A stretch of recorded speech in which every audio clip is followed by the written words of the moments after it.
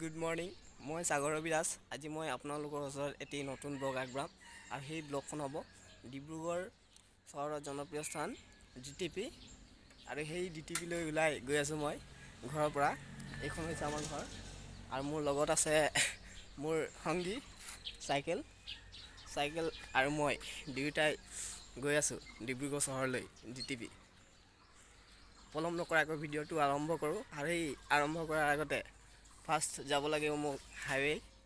এতিয়া হাইৱে যাবৰ কাৰণে মোক 1 কিলোমিটাৰ যাব লাগিব, তাৰপাছত আৰু চিধা DTP লৈ যাবলৈ ওলাম। এতিয়া মই ঘৰৰ পৰা ওলাই আহিলোঁ, এতিয়া মেইন ৰোড পামহি। অলপ সময় লাগিব, 1 কিলোমিটাৰ যিহেতু দূৰ আছে। মেইন ৰোডৰ পৰা চিধা মই ডিব্ৰুগড়লৈ যাম। ভিডিঅ'খন শেষলৈকে চাই থাকিব, স্কিপ নকৰাকৈ। আগবাঢ়ো অলপ। এয়া আমাৰ ঘৰৰ ওচৰতে লাগি থকা হাইৱেখন আৰু ফ্লাইং ব্ৰিজ পালোহি। ইয়াৰ পৰা আমি শোভাযাত্ৰা আৰম্ভ কৰিম DTP লৈ।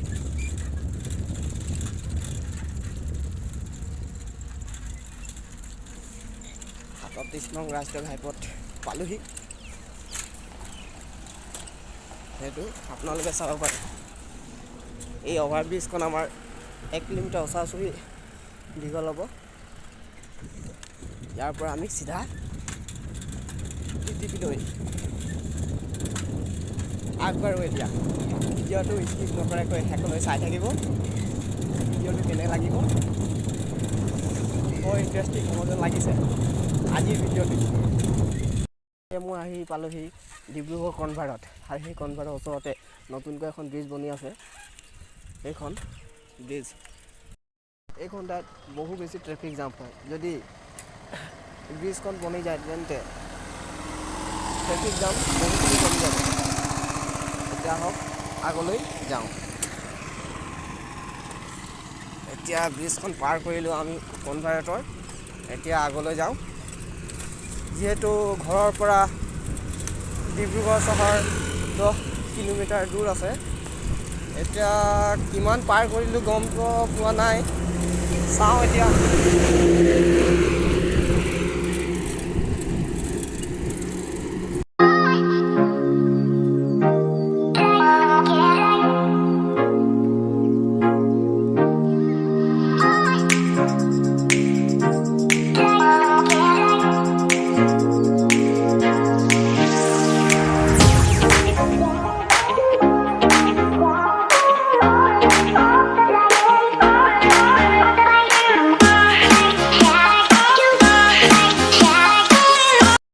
DTP আহি পালোহি আমাৰ DTP লৈ। এতিয়া সুন্দৰময় দৃশ্যৰ এটি আনন্দ উপভোগ কৰোঁ। ইমান ধুনীয়া ধুনীয়া গছ লগাই থৈ দিছে, মজা লাগিছে। সেউজীকৰণীয় লাগিছে।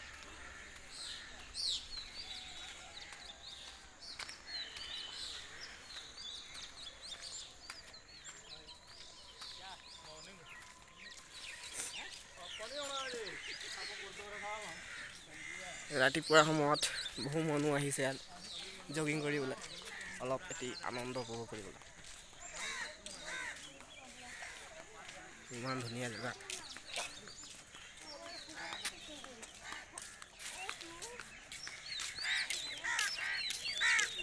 6:06 হৈছে আৰু এইখন হৈছে আমাৰ DTP ওচৰতে লাগি আছে আমাৰ ব্ৰহ্মপুত্ৰ নদী। অলপ পৰিৱেশটো দেখাওঁ আপোনালোকক। ৰাতিপুৱাৰ সময়ত বহু মানুহ আহিছে ইয়াত ফুৰিবলৈ। ৰাস্তা পূৰা ভৰপূৰ হৈ আছে।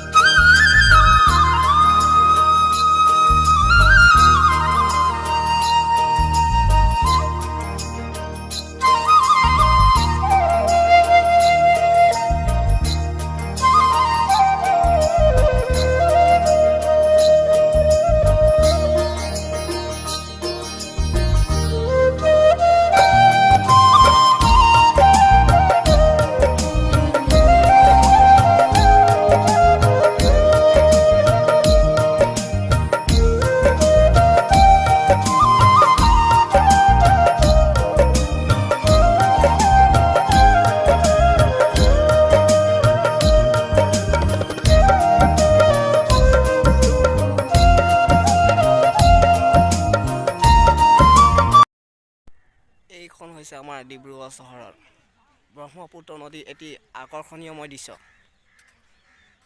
আপোনালোকক দেখাম এতিয়া। ইয়াত ওচৰতে পূজা কৰি আছে মৰা সকামৰ বাবে। সেই আগত যিটো দেখা পোৱা গৈছে, সেই আগত বগা বগা বিল্ডিং, সেই বিল্ডিঙৰ ওচৰত গৰাখহনীয়া হৈছে। অলপ পাছত দেখাম। এইখন ইমান ধুনীয়া পৰিৱেশ, ইমান ধুনীয়া দেখাইছে নদীখন, কিন্তু অলপ ভয়ংকৰ পৰিস্থিতি সন্মুখীন হ'বলগীয়া হৈছে, যিহেতু গৰাখহনীয়া হৈছে।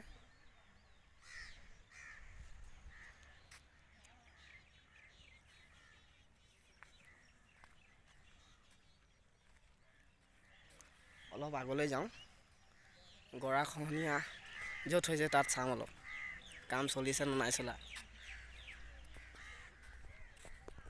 মই আহি পালোহি সেই ব্ৰহ্মপুত্ৰ নদীৰ কাষত যিখন ঠাইত গৰাখহনীয়া হৈ আছে, সেইখন ঠাই হৈছে। মই অলপ ওচৰলৈ গৈ দেখাম আপোনালোকক।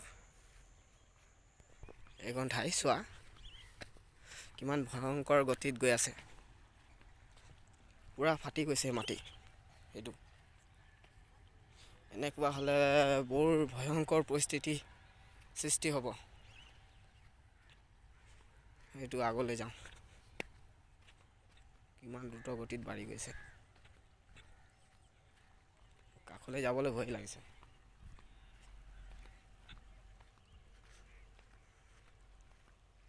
এইখন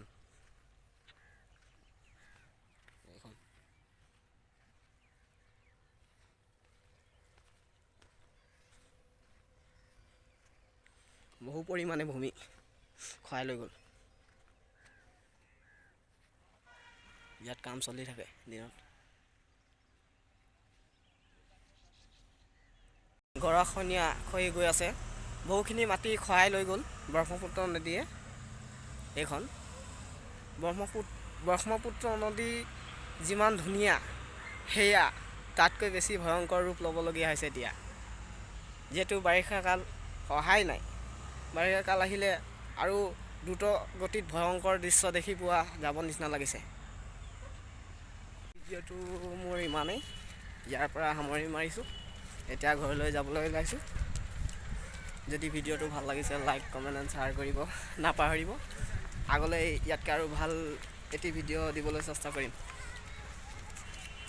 এতিয়া যাওঁ মই ঘৰলৈ। ৰাতিপুৱা 5:11 ওলাইছিলোঁ, এতিয়া 7টামান বাজিবলৈ হ'ল। 2 ঘণ্টা ওচৰা-ওচৰি হ'লেই। ঠিক আছে, মই যাওঁ। পুনৰ লগ পাম এটি নেক্সট ভিডিঅ'লৈ। ইমানেই আজি।